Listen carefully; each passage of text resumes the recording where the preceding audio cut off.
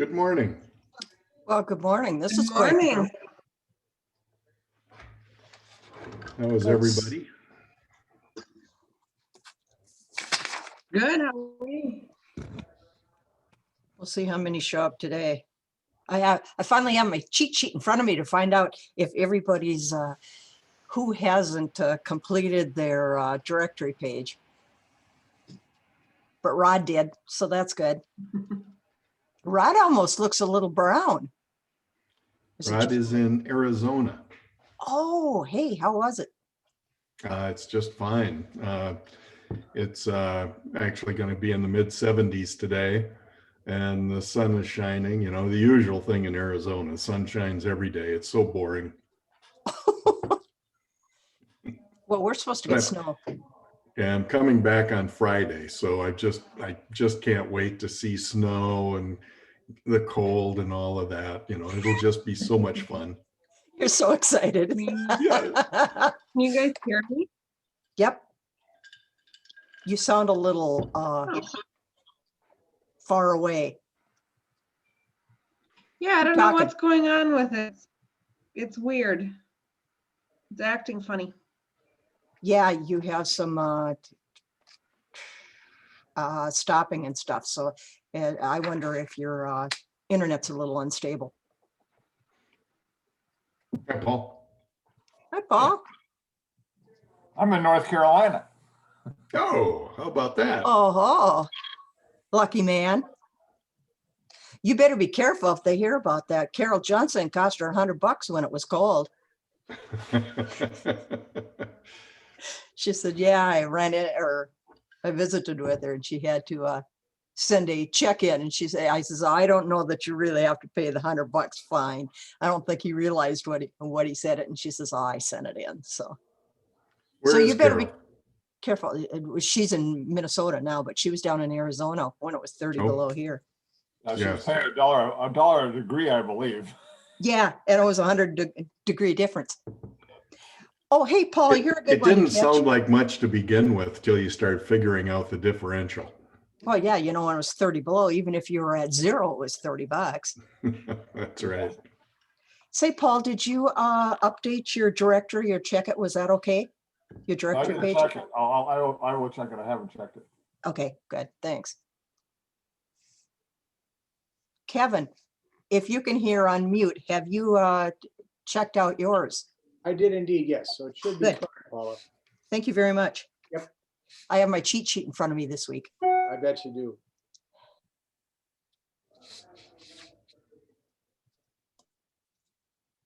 Kind of like Jeff Torfin. Jeff Torfin, if you can unmute, can you tell me, have you updated your page? Directory page? And Kevin Larson, did you update? Not, Paula. Okay, will you please? Yes, I will. Thank you, and then let me know. How about you, Kevin Larson?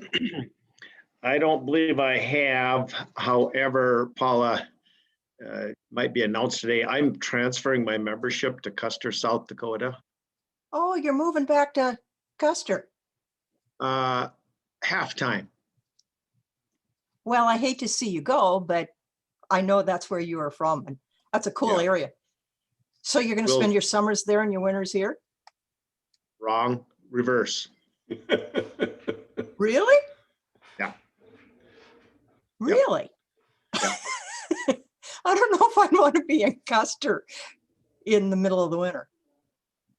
It's warmer than it is back there. Is it really? Oh, yeah. Yeah, quite a bit. Oh, no. Southern Black Hills. Oh, yeah, we've been to Custer a number of times. Yeah. In fact, we even got to the Buffalo Roundup one year, which was pretty cool. There you go. Oh, I remember your photos or video, Paula. That was pretty cool. Oh, thank you. It was fun to do. All the crazy people.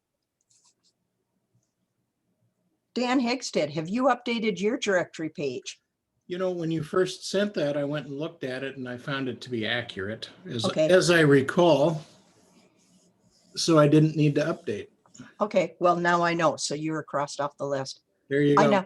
I have my list here, so I'm checking everybody as they check in. I try and be good.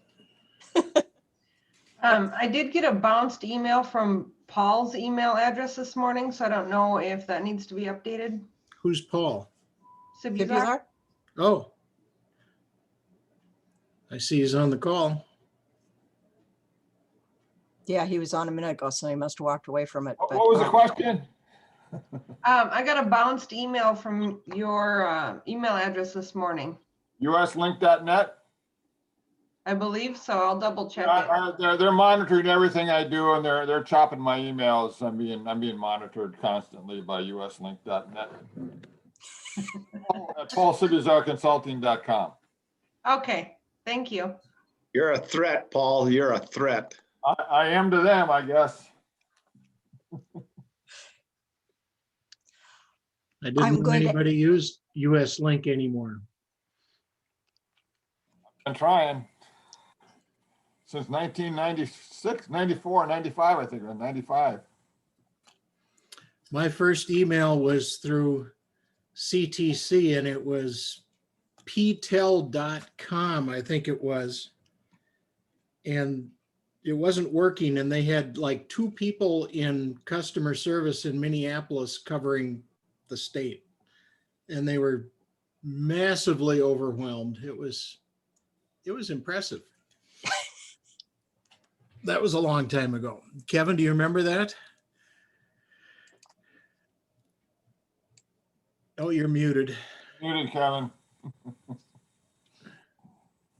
Now, that was actually a little bit before my time, but yeah, that was coming from a place down on University Avenue at that time when it was just getting organized. I think they had no idea what this internet was going to mean. Some people claimed it was just going to be a fad. Yes.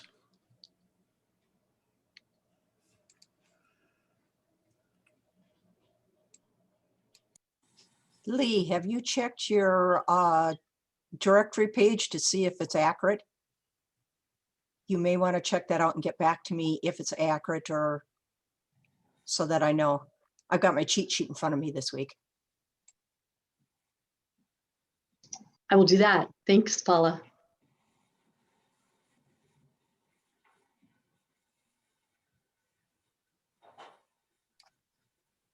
Dan Clement, looks like you're talking to somebody, but is your directory page accurate?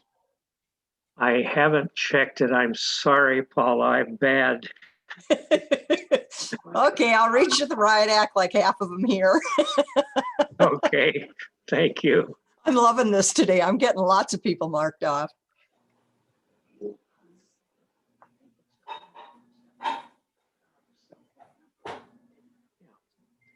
What I'm missing, Paula, is a telephone number, an updated telephone number. Okay, do you want to take and put it on chat for me, or you want to put it here? Or you can put it on chat to me and I can update Okay. it for you. Great, thank you. Good afternoon, everyone. Hi, I have a guest. who's that? Haven't seen you guys for a while. Hey, Mark Dockendorf, how's your website, your directory page? I'm getting everybody checked off the list. Do you want to check it? Do you want to check it? I sent you an email like a month ago. Really? I Yeah. don't recall that, but I'll try to find it. Yeah, you're supposed to go check it and then I won't pick on you anymore. Okay, I'll try to find it. Thanks. Paula, you're And- a saint. And let me know if it's, Okay.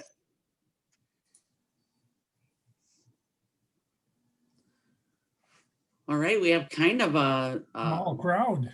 small crowd. I'm gonna wait a little bit before we get started. Maybe others will join.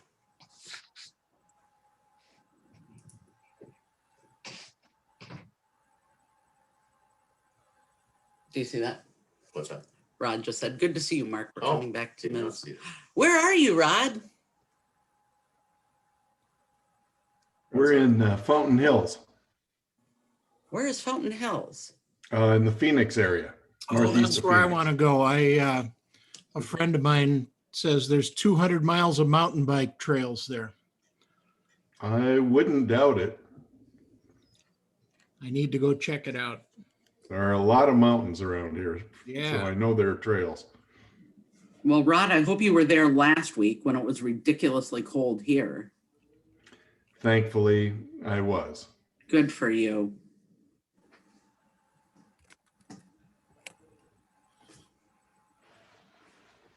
Everybody must be out enjoying this weather today. This is, I think, the lightest crowd we've had in a while. Sure is. We should be out enjoying it. It's beautiful weather, but it's supposed to rain this afternoon or tonight. Hey, look at that. Dan Clements in a short sleeve shirt. That's just not fair. Oh, good for you, Dan. So am I. Oh, Is that actually Jim's backyard or is that a back screen? I'm guessing. Jim, did you take that picture? Yeah, this is just one of my background. Oh, I can put you in Dubai if you'd prefer. there you go. That sounds wonderful. All right. Well, I think I will go ahead and get us started. Looks like we have only 24 people. Oh, nice. Thank you. Something. All right, so we will go ahead and recite the four-way test of the things we think, say, or do. Is it the truth? Is it fair to all concerned? Will it Will build build goodwill goodwill and better friendships? Will it be beneficial to all concerned? All right, so my calendar says it is still February, and so with that, I'm going to turn it over to Brett to do our invocation. Brett. Yeah, well, happy to pray on the last Tuesday in February. Father in heaven, thank you so much for your love for us. Thank you for this group of Rotarians that selflessly do things for our communities and their fellow brothers and sisters. Pray that you just bless each of them, bless the leadership here. Father, we're mindful that there will always be a void in our lives unless we are filling it with your Son, Jesus. In your name we pray. Amen. Amen. Thank you, Brett. All right, so introduction of guests. Assistant District Governor Rick Bricker. I do not see Rick. Or past governor, I should say. Assistant District Governor Don Peterson. I do see Don. Hi, Don. Gloria Mink, our District Executive Secretary. I do not see Gloria. Jill Carlson or Don Ryan, who also serve on district committees. Are there any other guests? Does anybody have any guests with them today? All right, seeing none. Announcements. Are there any Rotary related announcements? I do have a couple. I'll go ahead and jump in. Just a reminder that March 16th is going to be our service project. We're going to be doing outreach of Brainerd. Heather has sent out an email to everybody asking for you to sign up if you are available. We will be there from noon until 1:30. In that email is the address. Looking for 18 to 24 people potentially. I think the last time I looked, we had about 13. So trying to get, maybe another 5 to 10 people to sign up to help do that. Heather, do you have any, or does anybody have any updates on the Easter egg hunt? I don't have any update today. I've been in contact with Kate over at Parks and Rec. I know that they did get their funding from Rotary, from the foundation. So I think they're just coming up with a plan. We'll start probably circulating a volunteer sign-up sheet maybe next week. Just trying to get people, it's going to be a longer event where they, participants will register in advance. And so they'll have a dedicated time slot. So we're only doing a certain number at a time, then cleaning and sanitizing in between, and then doing the next batch. All right, thank you. do not see Trevor here, but just to make an announcement, we are still looking for a couple of people to step up and volunteer at the board level. New Generations Youth, and then our public relations. As you know, Dan Hegstead will be stepping down after this year, and a big part of his job is scheduling our fantastic speakers. So if you are interested in serving at that level, please let me or Trevor know. Would appreciate it. Well, and Jennifer, I think we should say that my role on the board, PR and such, is one thing, but scheduling speakers is actually not part of the board role. So there's actually two different jobs there. I'm doing both at the moment, but you don't have to be on the board to schedule speakers. Thanks for that clarification, Dan. Appreciate that. All right, and so if you have any interest in either one, please reach out to me or Trevor. A lot of fun. I know, Dan, you've had a lot of fun kind of coordinating those speakers, and like Dan has always said, the great thing about doing the speakers is he gets to hear about things that are interesting to him. So gives you an opportunity to schedule what things that you want to hear and talk about. Well, and I've got everything scheduled through the end of June. I mean, it's pretty easy to do. People like to come speak at Rotary. So it's basically just thinking what's interesting and then finding the person to do it. And they always say yes.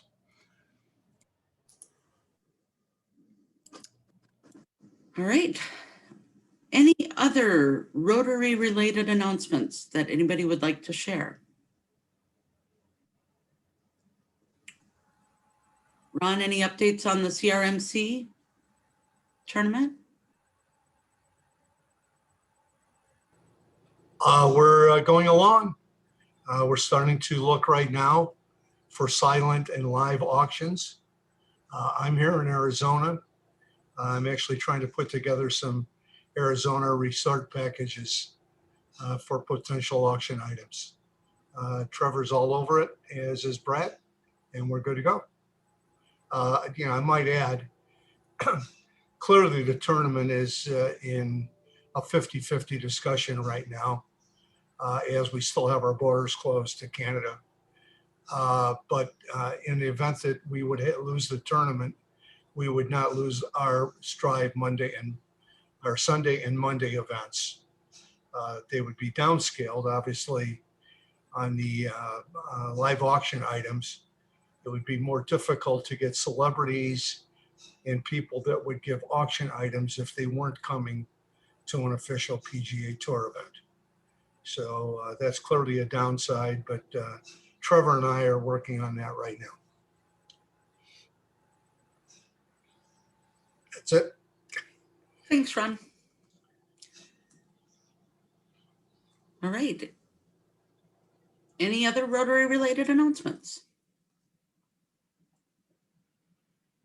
Seeing none, so I see also that Andy is not with us today. So I guess you just have to hear a lot from me at this Rotary meeting today. But I do love Sergeant at Arms. So I seeing that Andy is not here, I guess I would just open it up to happy dollars and encourage you to share a happy story. Well, I don't know if it's a happy story, but I have some happy dollars for an email mistake that I sent out this morning. But I am happy that I got like 3 weeks of my life back that I didn't know was gone. So I'll send those over, happy dollars over to Jim. Thanks, Heather. And also, Heather said you heard from several Rotarians. So I think the other happy dollar here is too that people are paying attention. So other happy dollars. This is Dan. We live in 100-plus-year-old house, and the cold air vent returns are real big square things in the floor. Well, one of them is wood. I think they've all been replaced over the decades, but this last one is original and it's not doing so good. So we ordered a new metal one. And as we took the old one out, I found this little toy car down there. And it's it's got a date of, it's a Hot Wheels from 1977. Hmm. And it looks to be in great shape. I checked on eBay, they're selling for 20 bucks. So, you know, come on, big money. I got it listed on eBay. It doesn't come close to paying for the $139 vent that I ordered that's the wrong size, but you know, it's 20 bucks. What can I say? I have a happy dollar. This is Todd Bymark. Today is my daughter Ellie's 20th birthday. So we'll do a happy dollar for her on her 20th birthday.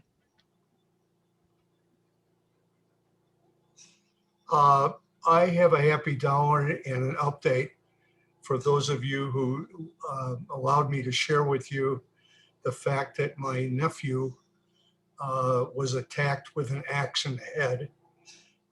The update is he's in rehabilitation. He still doesn't have any feeling on the right side, so he's pretty much paralyzed. Don't know if he'll ever have a chance to walk again. We're trying to be optimistic. But there's a GoFundMe page set up for him, Dave Murphy GoFundMe. It's not that that we could raise enough money through a GoFundMe page, so large numbers are not looked for. His bills are going to be over $1 million. So, you know, the only reason I mentioned the GoFundMe page, it might be neat to see that some Rotarians in Brainerd, Minnesota are behind him also. It's Dave Murphy GoFundMe. Thank you.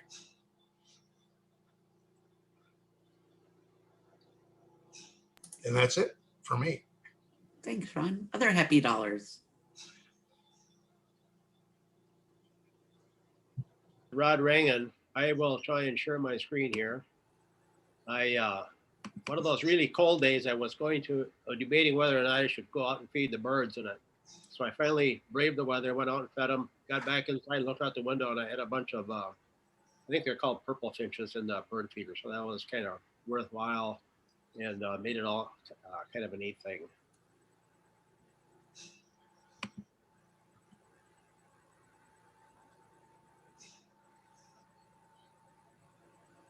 Well, I have a happy dollar also. In fact, I'm going to pay it on both mine and Mark's behalf. This weekend, Mark has the rare weekend off. So he is off Friday and Saturday. And so we are going to go down to the cities just to get away for the weekend and do something fun. Found a nice Airbnb place on Grand Avenue in St. Paul, right across the street from the Lexington. So if any of you know Grand Avenue on St. Paul, we should be able to walk up and down and find some fun things to do. And both of our daughters live down there too. So hoping we can touch base with them. So that's my happy dollar.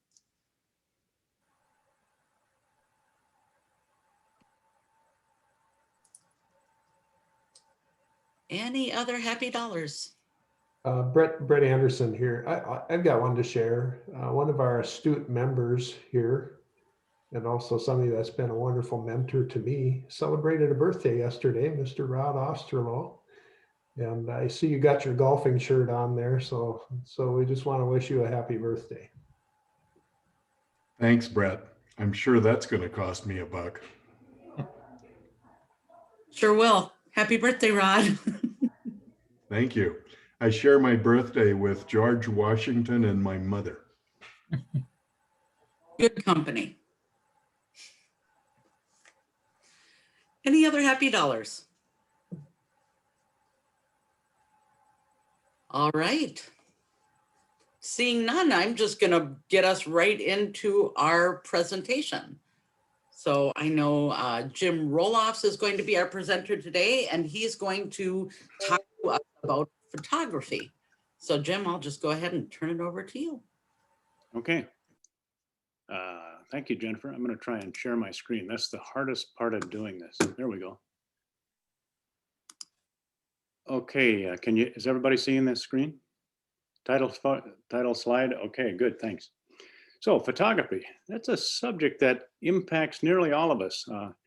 I dare say most of us take a few photographs a year, whether it be a family event, a wedding, or a birthday, or a beautiful sunset. Everybody does some kind of photography.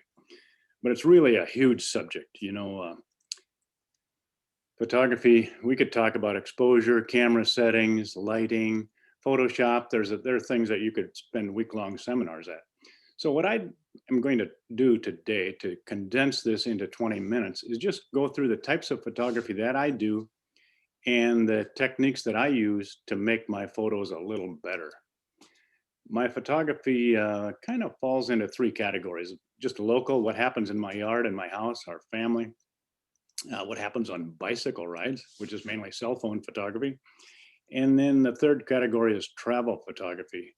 And for me, travel photography is a little more like photojournalism. You get a few really nice pictures, but you try and tell a story of what the trip was about. So I'm going to go through that. I think this photo on the right might be the one that triggered Dan to ask me to do the talk on photography. I showed this at Rotary and the Happy Finds a few weeks ago. So people usually ask, what cameras do you use? You know, I used to use a large single lens reflex. That Nikon camera on the left has a 70 to 300 zoom. It reaches out really well, but it's pretty big. And I decided after a while that traveling with a big camera was something I didn't want to do. So the camera in the middle, the Olympus, and the Sony on the right are mirrorless cameras. When you take the mirror out of a single lens reflex, you can make a smaller camera, but get almost the same performance. Single lens reflex is still the standard in photography, but the other two cameras do well. The one on the right, I can slip in my pocket, and it has a very good lens.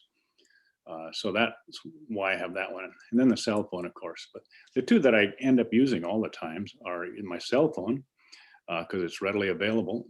And then the Olympus, which has a 40 to 300 millimeter zoom, is the camera that I carry along when I really want to do some photography. So people ask, what's the best camera? And I say, it's the one you have with you. In fact, here's a photo that I took this spring while I was walking out to my mailbox. I'm gonna grab my morning paper, and this deer appeared alongside my driveway. So it was my cell phone, and this is the photo I got. This photo was taken with the other camera. In fact, this owl landed in a tree above my bird feeder on New Year's Day a few years ago. And I had a chance to use several different cameras, mount them on a tripod, and take different exposures. And I just want to say one thing about photos here. You know, Bill Marshall has made a living with wildlife photography, and his one standard thing is fill the frame. Whenever you see one of Bill Marshall's pictures, most of them are the similar technique. He fills the frame with his subject and blurs the background, and he's gets exquisite photography. I like this one because you can see the snow on the eyelashes. You can see a spot of blood on the bird's beak, but I try to fill the frame. There's an adage in photography: is if your photo isn't good enough, you're not close enough. This would just be an example of my family yard photography. For this one, I used the larger camera and sat in the back of a boat in order to get this exposure. Oops, sorry. So I do a lot of bicycling, several times a week actually. And of course, the camera I have with me is my cell phone. And the thing I want to say about cell phone photography is you still have to be ready. You have to know how to use your camera quickly. I actually set this photo up, but it still wasn't easy. I'm riding alongside and he's doing this trick. I knew he could do this, so we set it up. This is my grandson. But you still have to be prepared. In my bicycle rides, I try and find the best photo of the day. And this day, a snake in the shape of a heart was my best photo. So you got to get your camera out and get it before the thing disappears. This one I had a little more time to set up. Biking on Sleepy Hollow Road, I like the reflection of the barn, so I took my cell phone out and composed this photo a little bit. This photo was this fall. Actually, it was our first big snowstorm in October. We don't usually get to see bear tracks in the snow. And this is the start of the Crowing Park Trail when I managed to find this bear track. Biking photography again. This is another grandson. And I'm going to talk a little bit about enhancing your photos. You know, if you take a black face, and take a regular photo of it, it's going to look like a shadow. You don't very often get the details. So in this photo, I had to enhance it to see his face. And this transitions me to another part of the talk, which is photojournalism. Now, you'd say, really, this isn't a very pleasing photo. It's got way too much stuff in it. But if you're trying to tell a story, it's got the bike, it's got his helmet, he's got a Minnesota sweatshirt, and he's just wiped out after the bike ride we did. So that's why I included this one, why you might use photojournalism. Now, computer enhancement is something that everybody can do. You may not realize it, but I don't use Photoshop just because it takes quite a while to do Photoshop. You can do wonderful things with Photoshop. If I was going to work on this photo, I would take out the power line. I might move the horses closer together. I think I actually enhanced the grass too much on this one. It's brighter than normal. People call it hypercolor. But you know, I could also, if I wanted to, with Photoshop, I could put in a zebra. I could put in a politician smoking marijuana if I wanted to. There's just unlimited opportunity here. But I want to talk a little about computer enhancement because it's available to you now. Most people would say the typical digital photo, the one that comes straight out of your camera, is too flat. It would be the exposure on your left. And to make it a little better, I just hit the automatic enhance feature and take a look on the right. See the brightness of the red in the paddle board? See a little more detail in his life jacket? You can see the detail in his face a little better. You can see his left ear, which you can't see on the first photograph. So just a quick enhancement does improve the quality of your photo. Another example here, take a look at the trees in the background. They just have much more depth of color. And if you look carefully, the faces are a little brighter. The life jackets are a little brighter, and it's closer. I cropped this one also. Remember, fill the frame. Again, just another example to say why the digital photo needs enhancement. The photo on the left is a little bland. It's a little flat. And the one on the right has what photographers like to say has more pop. Just got a little more color to it. And this is probably the most obvious. The photo on the left is the original flat digital version. And by just hitting auto enhance, you get the photo on the right. And I cropped it, of course. This is what the photograph that I started with, this is how it started out. This is as far as my telephoto could reach, so I had to do the rest of the enlargement in the computer. But that's what I turned out with. So how do you do that? If you have an iPhone, this is what your screen looks like on the left. Now, other phones have the automatic enhancement feature, but I can't tell you how yours works, but I've seen it on the Samsung. So if you have an iPhone, you bring up your photo on your phone, you go to the bottom and you see edit. If you touch edit, your screen changes to the screen on the right. That's what happens when you touch edit. And right below the word auto is something that looks like a magic wand. And that's what you touch to get the auto enhancement. You just touch that, and within a second or two, the computer just changes the image and it just pops in front of you. And the other control that I use is the crop tool. On the bottom line, actually, right next to the word revert is something that looks like a square, and that's the crop tool. If you touch that, you'll be able to bring in the edges. You can rotate the image if it isn't level. There's a lot of things, other things that are available. You can adjust color, contrast, you can bring out shadows. They're all available to you in the iPhone, but I'm not going to try and discuss those today. That's really a little more in depth for this talk. Same is on your computer screen. This is a Mac computer screen, but the PC has a similar type of enhancement. If you go in your photo program, bring up your photo, look on the top right. You see the magic wand. All you have to do is touch it and it'll enhance your photos. If you want to crop, you have to hit edit and then the crop tool will come up. As well as a lot of other things you can do to change your photos. So you don't need Photoshop to make your photos quite a bit better, either using your cell phone or your computer. So the last part of my talk is going to be more like photojournalism, a travel log. It's how I use photography when I travel.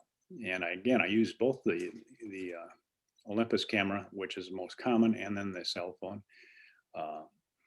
And what I want to talk about here is where we were in Africa, and just show you a few pictures of Africa that demonstrate some of the things I've been talking about, but also tell a little story of Africa.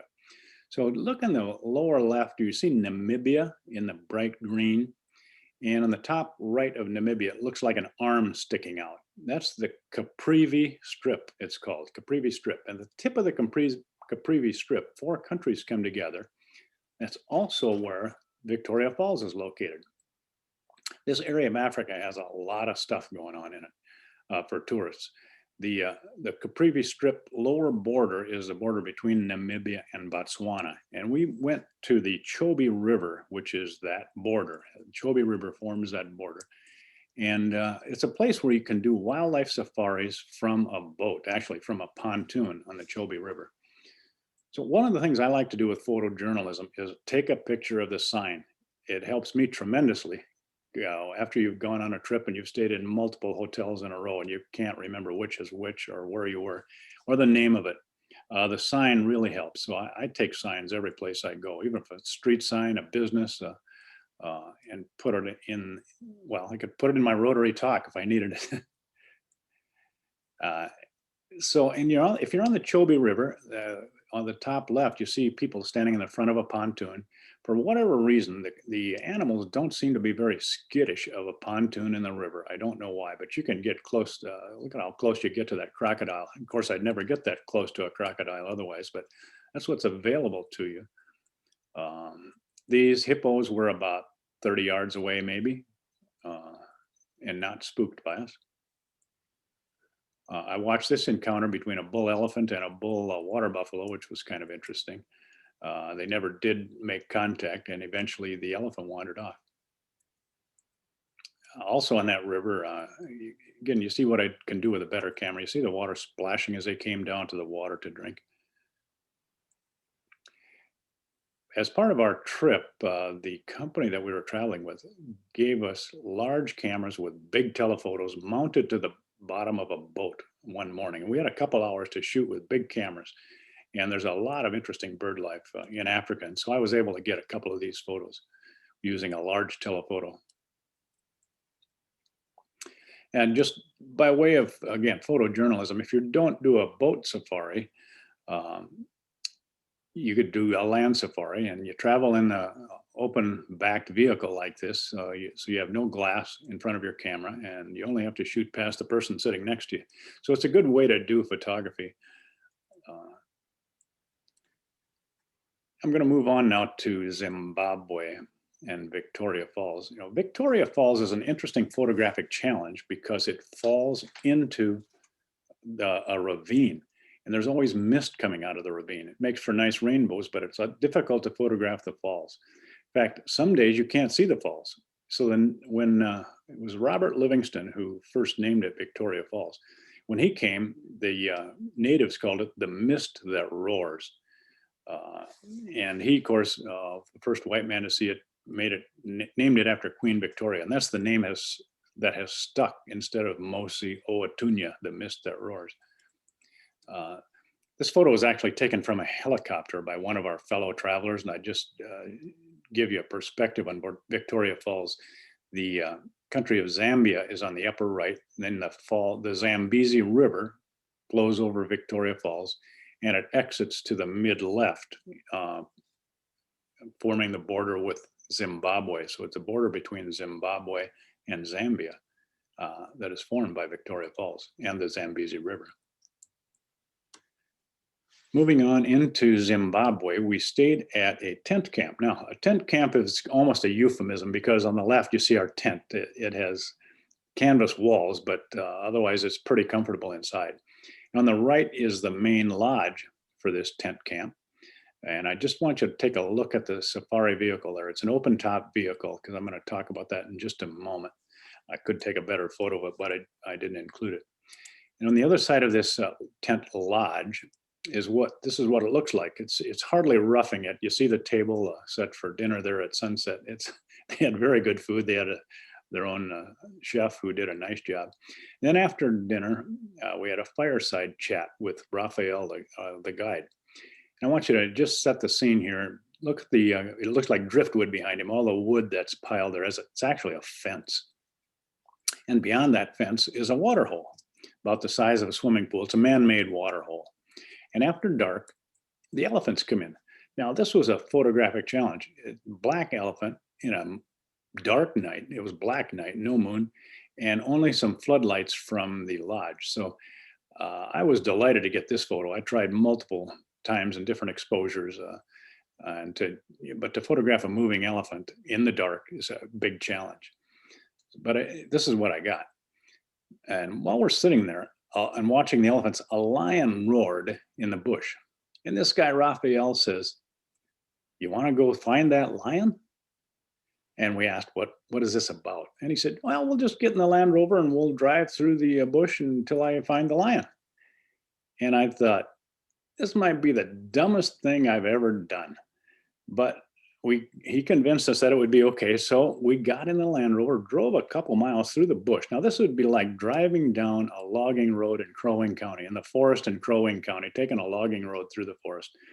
And lo and behold, in a couple miles, here is a lion. Now, this is my best of probably 30 photos, and you wouldn't say it's a good quality photograph, but remember, it's a moving Land Rover in the dark with a moving lion. So I think it's a pretty spectacular photo, actually. And last year, when I got back from South Africa, or from the trip to Africa, I told a story about Raphael. This is the guy who got attacked by a lion. And he's got a gripping story. It takes at least 15 to 20 minutes to tell it. So I'm going to condense it to about a minute just for the sake of this talk. So he was asked to shoot a lion by the government. It had been raiding livestock.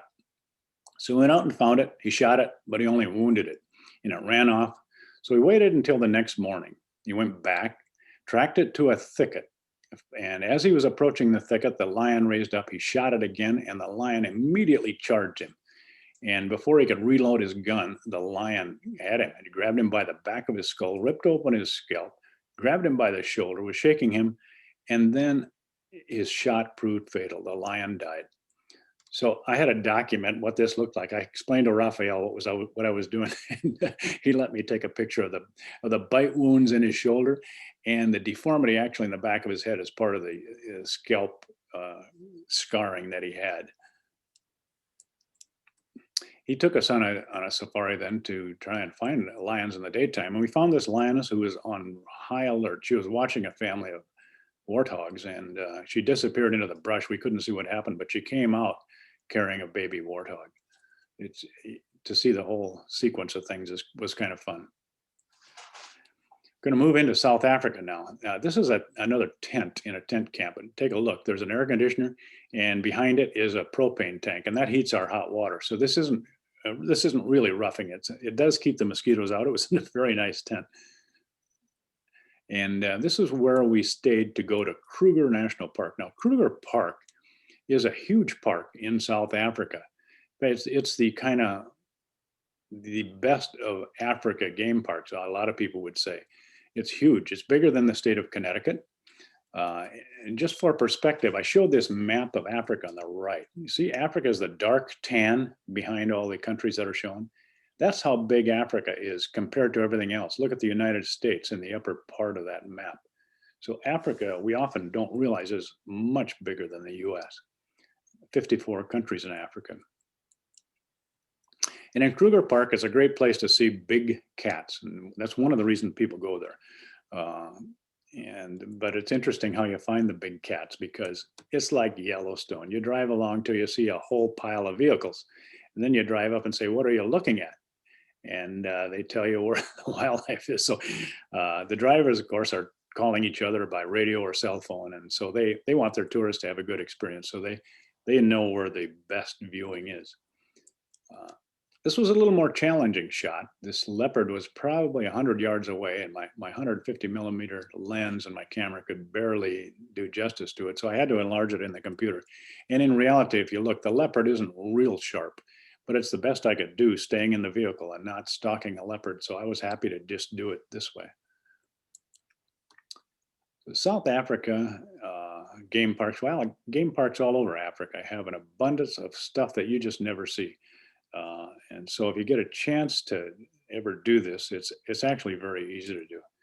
And it's a fun experience. We moved on to Johannesburg, and this is the home of Nelson Mandela.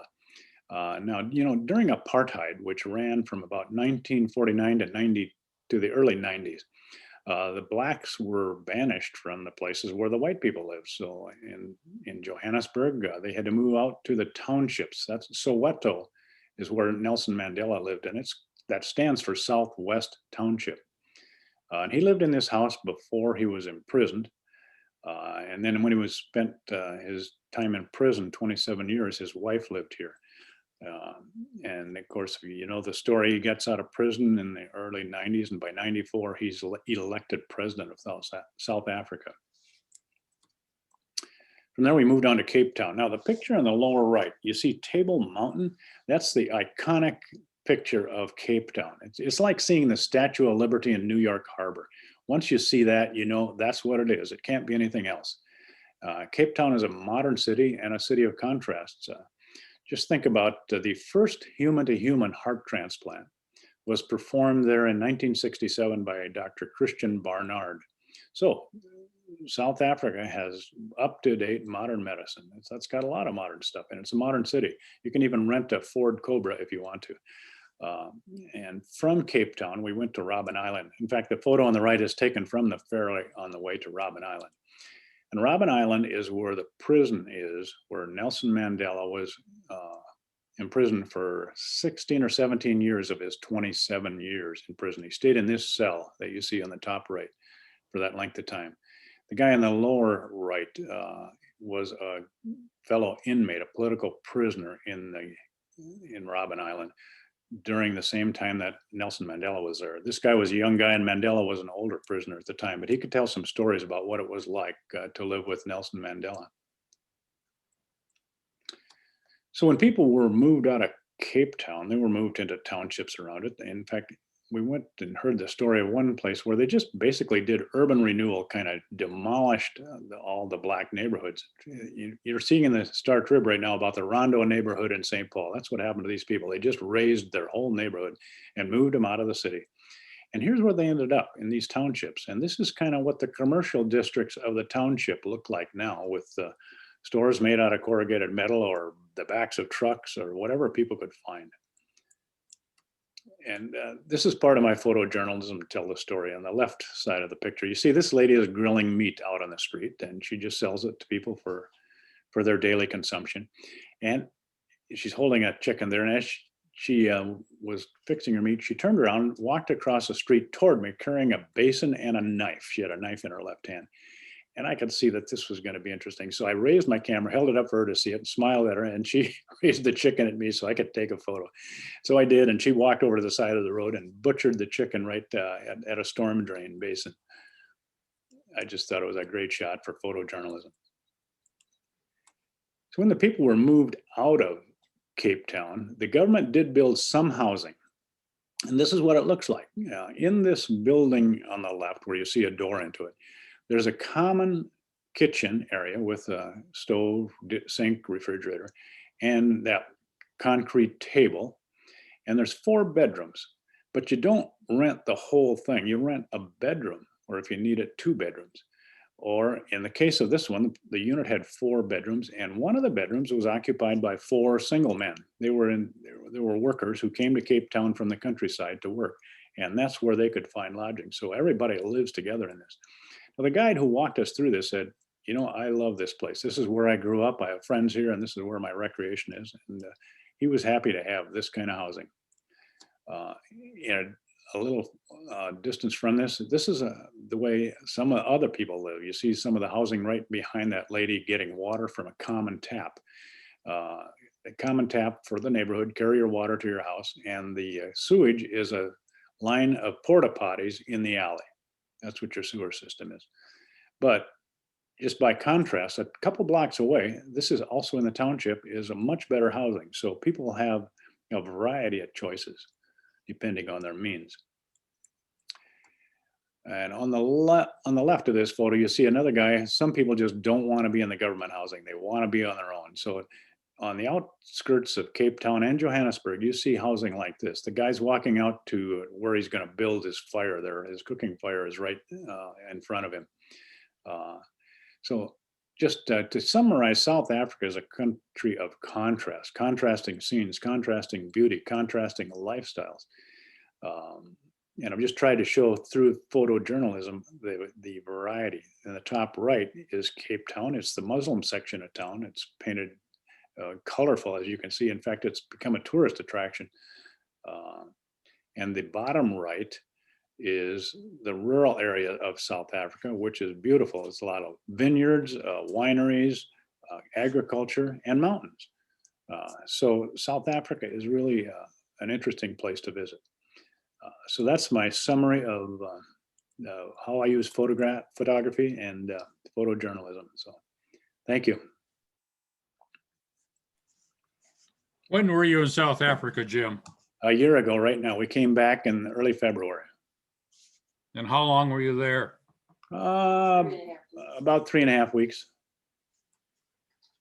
Okay, it's a little longer than we went in 2016 and saw Kruger National Park and Cape Town, but you've got more stuff at Cape Town than what we saw. Table Mountain is something else. Yeah, Table Mountain is interesting. I agree. I don't know how to stop screen sharing. Can anybody help me through this? I can't find my mouse. Should be on the top. There you go. So I have a question for you. When did you start getting interested in photography? Oh, probably when I was in college.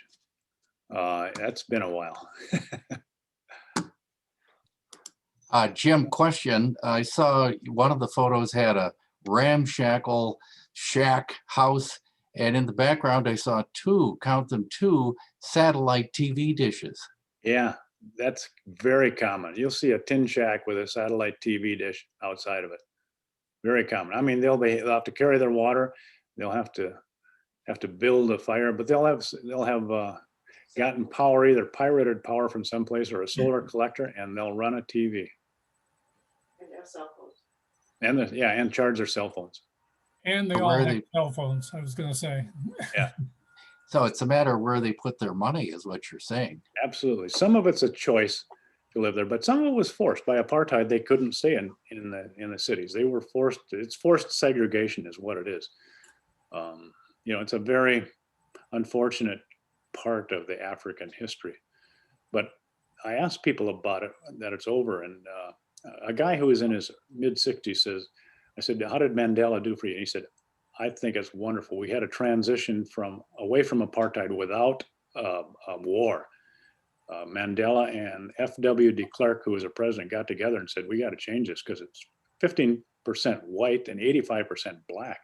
But the blacks were being persecuted, basically. And so he said, I am happy with Mandela. He said, but my kids, the next generation isn't happy. They think we sold out, that our generation sold out for peace. And we are still the disadvantaged people in the country. So it isn't all settled yet. The younger generation thinks they got the short stick. Well, slavery isn't totally settled in this country. I mean, you can see the events that are going on. There's still people that have hard feelings about slavery. So,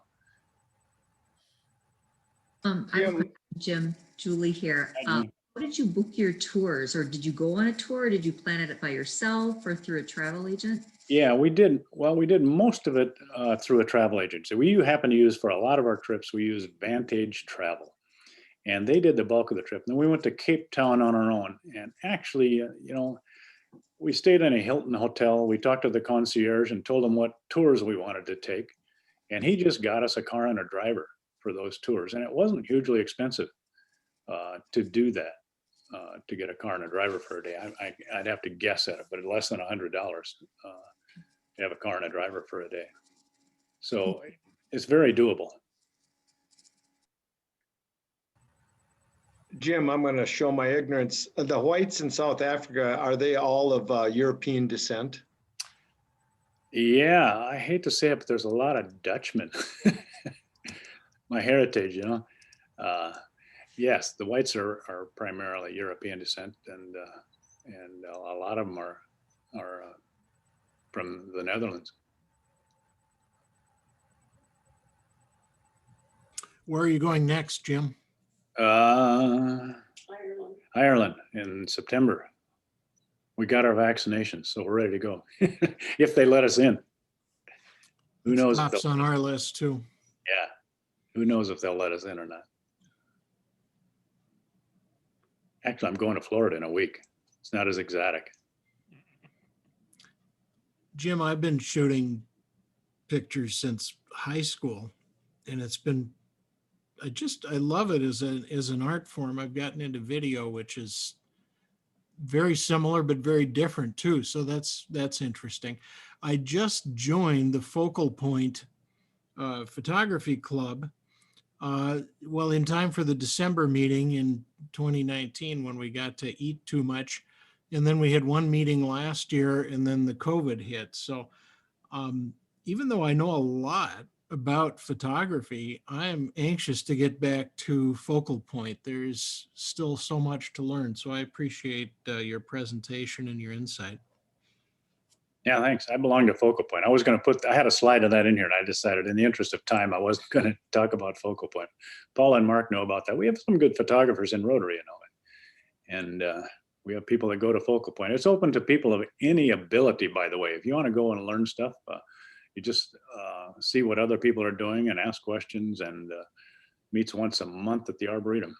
Okay. Well, I quit Focal Point because so many people were carrying on personal conversations in the background while presenters were talking.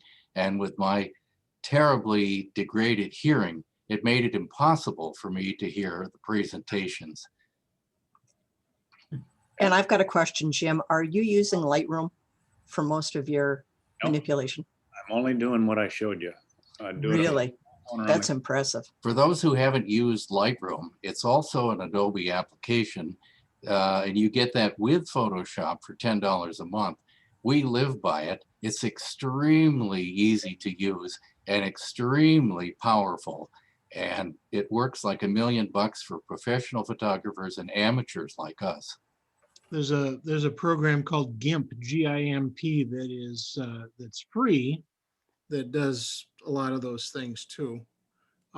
What I've found is that people are, the everyday photographer gets intimidated because there are so many options, and you look at a photo and you go, I don't know what to do, so what do you try everything and see what works? I mean, it's just easier to do nothing.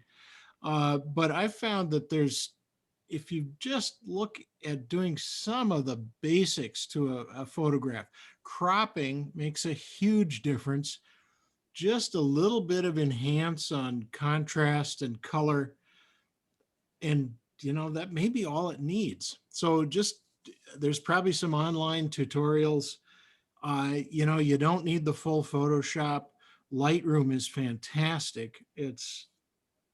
But GIMP does all those things, and really, as I said, all you really need to do is probably 2 or 3 things to most photos, and they're going to be 100% better.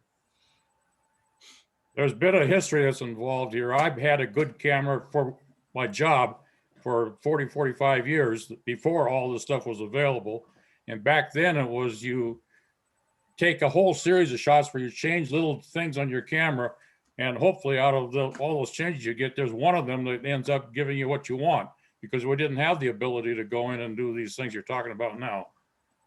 Back in the day, yep. Back in the day. Well, what I've said is that, when people see a photograph of mine that they like, the first question is, what kind of camera do you have?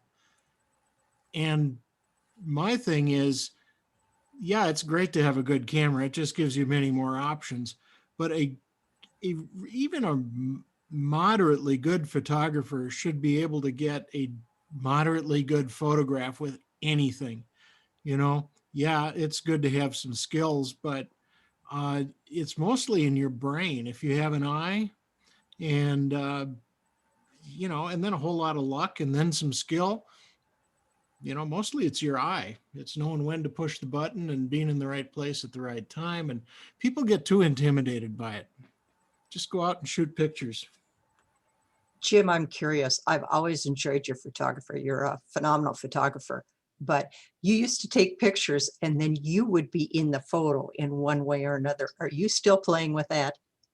I don't do that as much because you can take selfies, but I do. Yeah, when I'm traveling, I look for a reflection someplace where I happen to be in the reflection. It's just, that's part of the deal.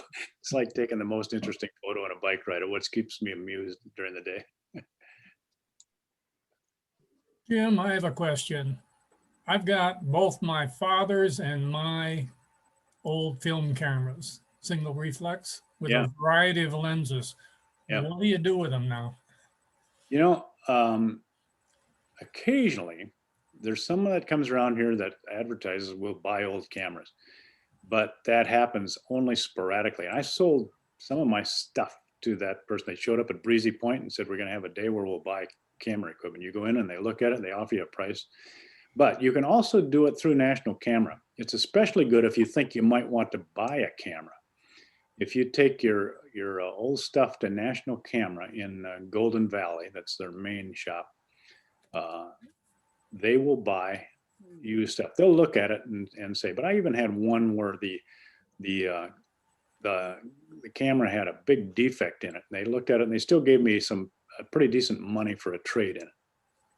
So I've been real pleased with National Camera. In fact, I'm pleased with National Camera to buy cameras too. I give them an unpaid endorsement.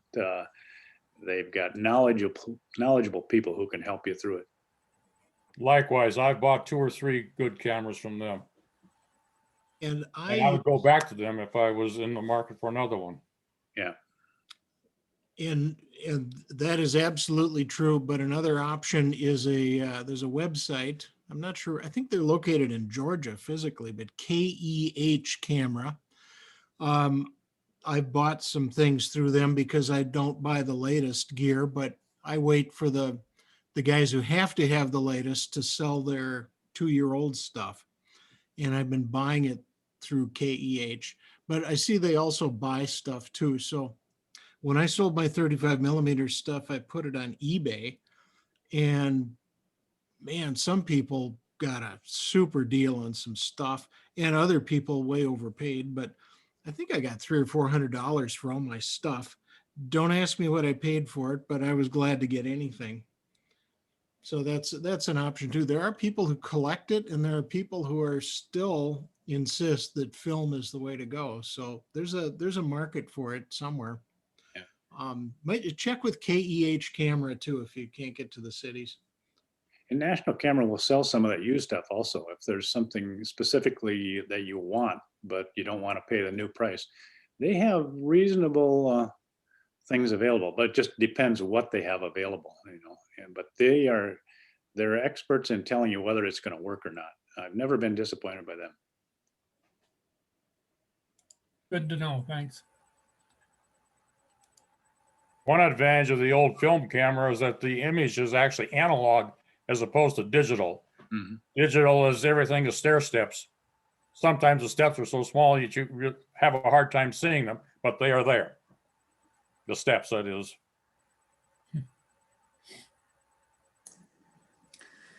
Well, Jim, thanks a lot, both for your lesson on photography, but also your travels. Always interesting to see where you've been and how you capture it through your photographs. So thank you so much for taking the time to share with us today. I was indeed interested in South Africa because it's a place I have been. and you did an excellent job of taking better pictures than I got. If anybody wants to follow some of Jim's photographs, he takes a couple of great images every morning. He takes a bike ride, and it's on Strava, so you could register to Strava. By the time the animal has passed me, I still don't have my camera out, Jim. So. But they're great. All right. Well, thanks. Is there anything else to come before Rotary? Can I ask one more question? Absolutely. Go ahead, Mark. I'm going to be part of the project next month. Is that north of Wendy's restaurant in Nisswa and south of that large church where we turn off 371?